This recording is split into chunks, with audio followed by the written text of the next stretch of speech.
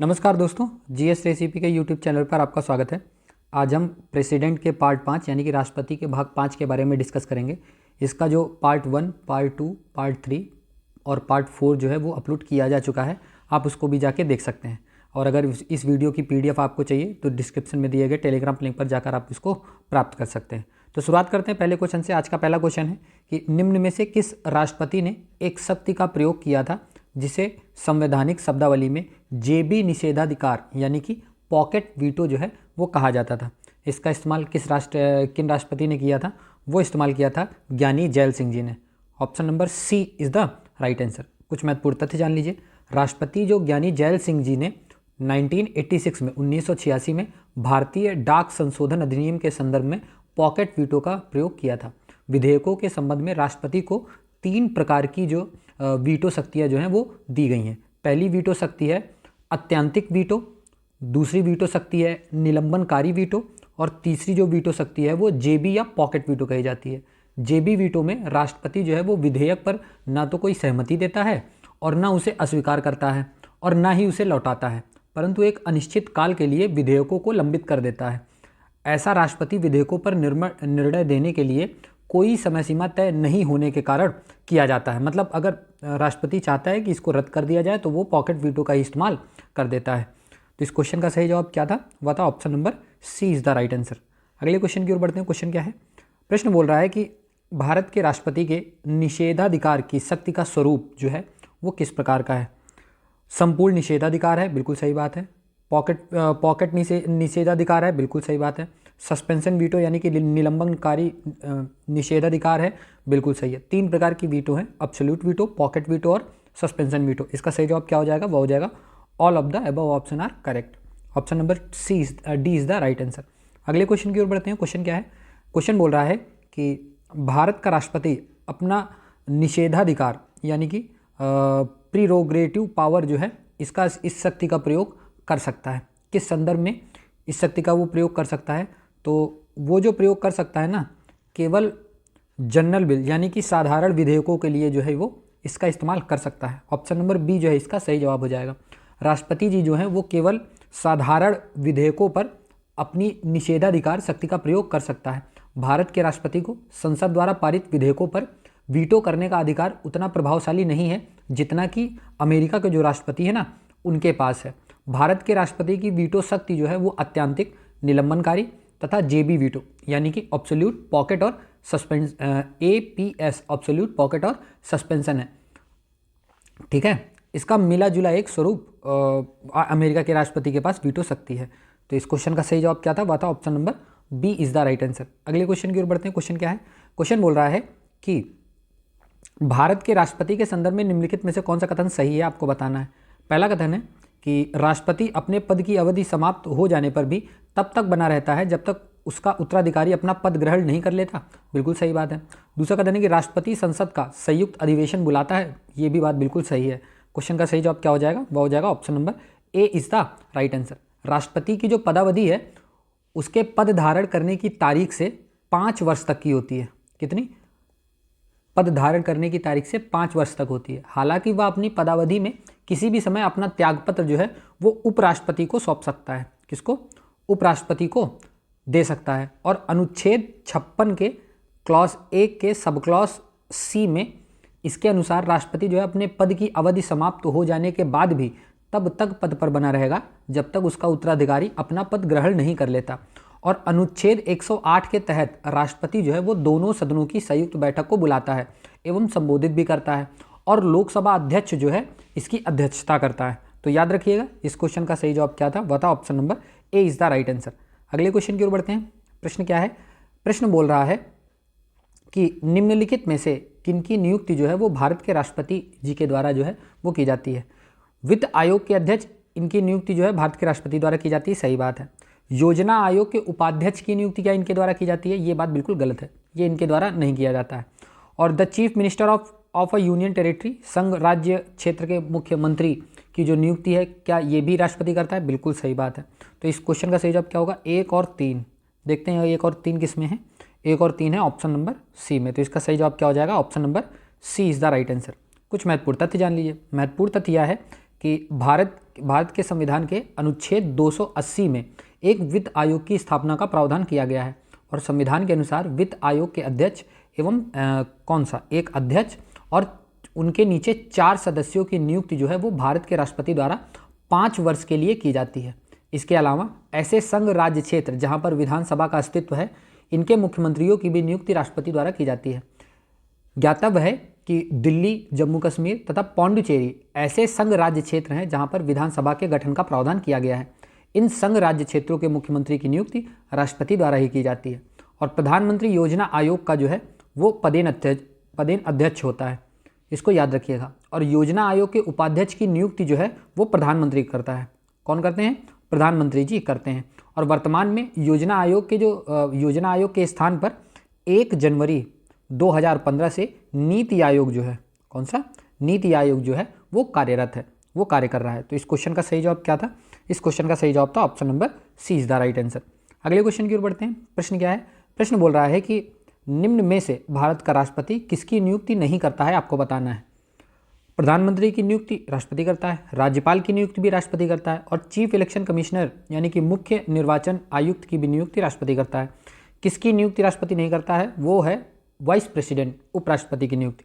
Option number A जो है इसका सही जवाब हो जाएगा।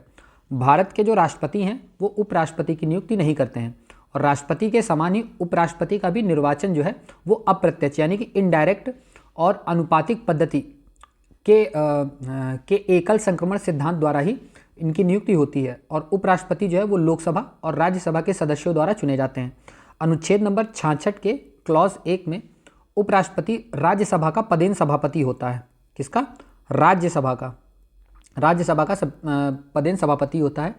और प्रधानमंत्री को राष्ट्रपति द्वारा नियुक्त किया जाता है। राज्यपाल की नियुक्ति करने का अधिकार भी राष्ट्रपति के पास है, जिसे वह सामान्यतः मंत्रिपरिषद के परामर्श से नियुक्त करता है।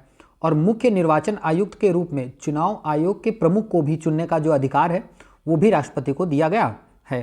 तो इस क्वेश्चन का सही जवाब क्या था? बताओ। Option number A is the right answer. अगले क्वेश्चन की ओर बढ़ते हैं। क्वेश्चन क्या है? क्वेश्चन बोल रहा है कि निम्नलिखित कथनों पर विचार कीजिए। पहला कथन क्या है? पहला कथन है कि संघ की कार्यपालिका शक्ति प्रधानमंत्री में निहित होती है। क्या ये बात सही है? नहीं, ये बात जो है बिल्कुल गलत है। प्रधानमंत्री की नियुक्ति राष्ट्रपति द्वारा की जाती है। बिल्कुल बात सही है, दूसरा कथन सही है।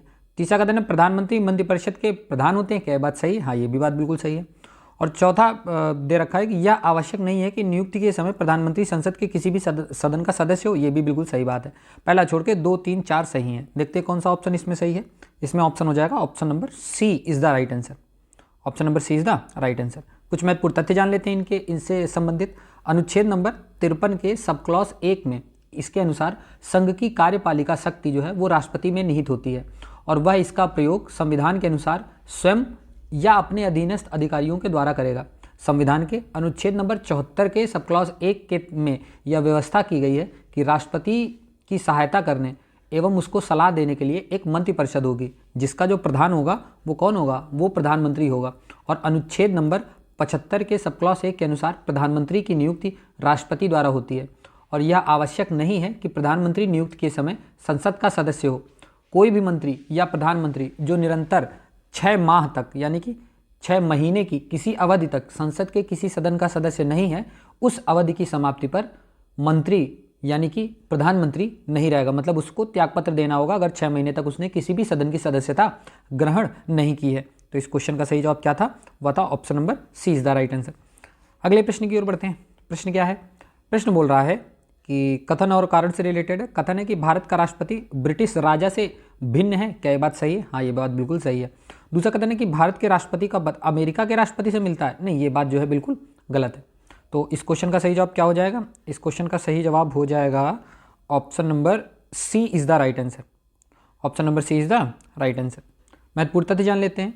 भारतीय संविधान में संसदीय सरकार की स्थापना, किसकी? संसदीय सरकार की स्थापना की गई है। और अमेरिका में सरकार का जो स्वरूप है वो अध्यक्षतात्मक तरीके का है और संसदीय सरकार में राष्ट्रपति जो है वो सांविधिक अध्यक्ष होता है तथा वास्तविक शक्ति जो है वो मंत्रिपरिषद में निहित होती है, जिसका प्रधान जो होता है वह प्रधानमंत्री होता है। कौन होता है? प्रधानमंत्री होता है। और मंत्रिपरिषद जो है वो लोकसभा के प्रति उत्तरदायी होती है। यद्यपि अनुच्छेद नंबर 53 के सब क्लॉज 1 के द्वारा संघ की कार्यपालिका शक्ति जो है वो राष्ट्रपति में निहित की गई है।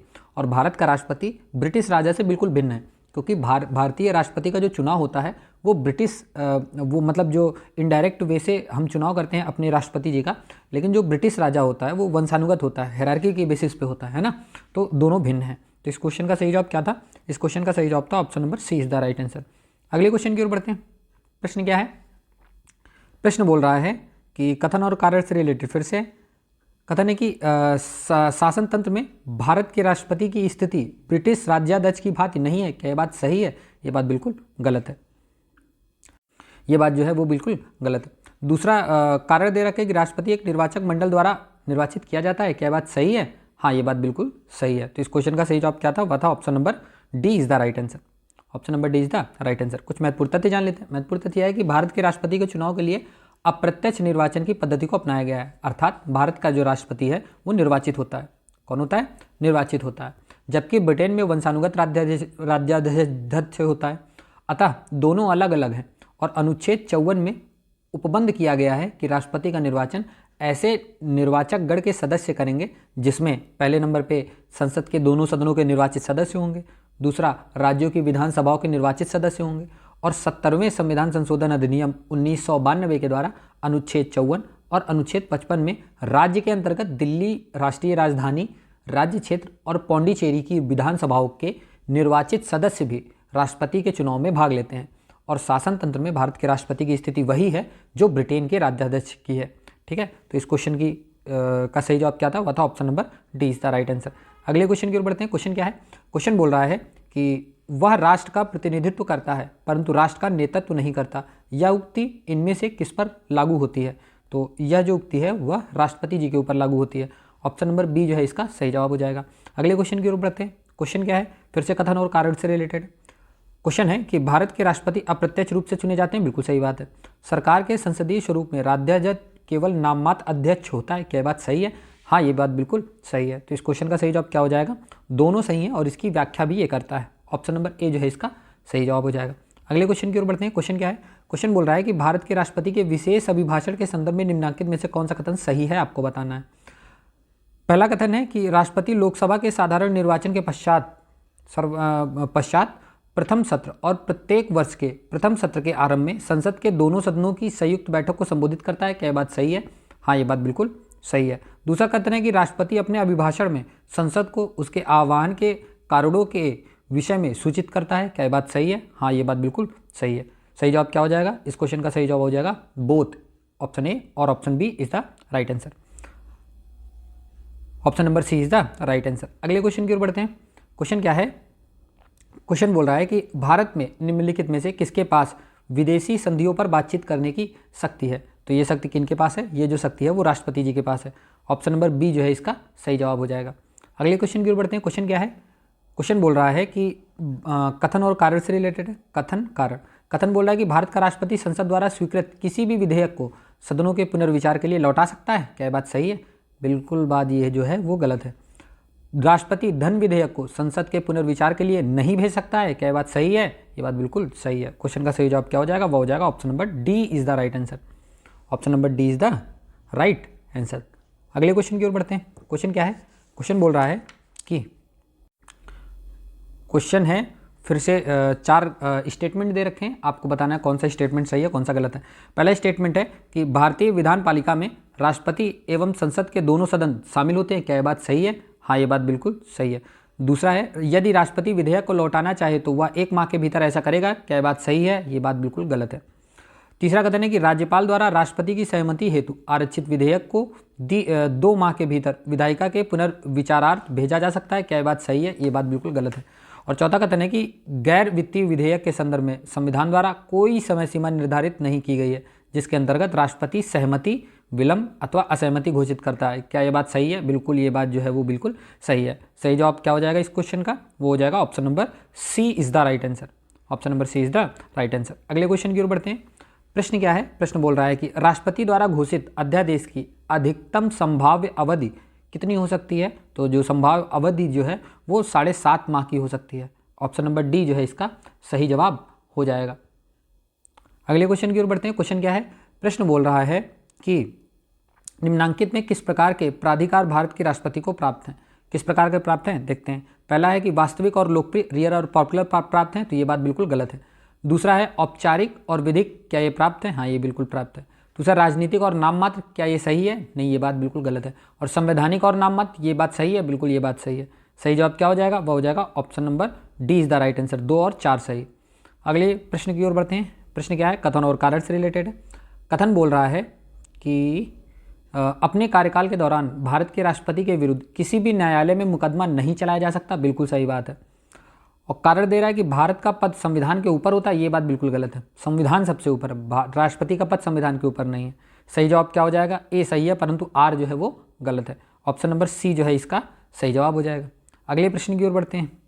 प्रश्न क्या है कि भारत के संविधान का कौन सा उपबंध या व्यवस्था देता है कि भारत के राष्ट्रपति अपने पद की शक्तियों के प्रयोग के लिए भारत के किसी भी न्यायालय की प्रति जो है वो जवाबदेह नहीं होंगे? कौन से अनुच्छेद के अंतर्गत ये बताया जाता है? ये जो है वो बताया जाता है अनुच्छेद नंबर 361 के अंतर्गत। Option number C is the right answer. अगले क्वेश्चन की ओर बढ़ते हैं। प्रश्न है कि निम्नलिखित में से कौन सा एक भारत के राष्ट्रपति और राज्यों के राज्यपाल के लिए एक सादृश्य नहीं है? तो कौन सा नहीं है? वो है महाभियोग प्रक्रिया, जो है बिल्कुल नहीं है। ऑप्शन नंबर डी जो है इसका सही जवाब हो जाएगा। राष्ट्रपति के ऊपर महाभियोग की प्रक्रिया अपनाई जाती है अनुच्छेद नंबर 61 के तहत, जबकि राज्यपाल जो है वो राष्ट्रपति के प्रसाद पर्यंत अपने पद पर बना रहता है, उसके लिए महाभियोग प्रक्रिया अपनाई नहीं जाती है। सही जवाब क्वेश्चन का क्या है? वह है option number D is the right answer. अगले क्वेश्चन की ओर बढ़ते हैं।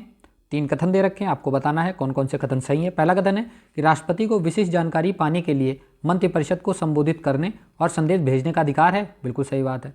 दूसरा कथन है राष्ट्रपति विधान विषयक प्रस्तावनाओं से संबंधित जानकारी मांग सकता है, बिल्कुल सही बात है।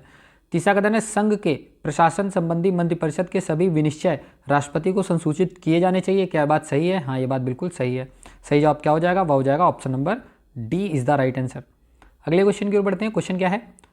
क्वेश्चन बोल रहा है कि भारत के संविधान में निम्नलिखित में से क्या कथित है? क्या कहा गया है देखते हैं। राष्ट्रपति संसद के किसी भी सदन का सदस्य नहीं होगा, क्या ये बात सही है? हाँ, ये बात बिल्कुल सही है।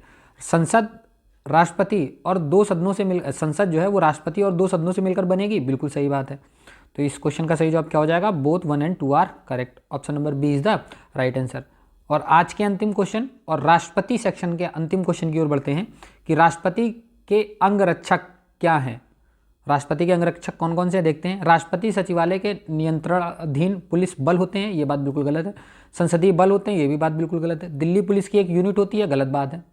राष्ट्रपति के जो अंगरक्षक होते हैं वो भारतीय सेना के एलीट हाउस होल्ड कैवेलरी, कौन सा आप नोट कर लीजिएगा, हाउस होल्ड कैवेलरी रेजिमेंट के सदस्य होते हैं। ये अंगरक्षक के रूप में 1773 से सक्रिय हैं। ठीक है, तो इस क्वेश्चन का सही जवाब क्या था? वह था option number D is the right answer. तो ये जो सीरीज चल रही है कैसी लग रही है आपको, प्लीज़ कमेंट सेक्शन में लिख के जरूर बताइएगा और चैनल को सब्सक्राइब करिए और वीडियो को लाइक करिएगा। धन्यवाद।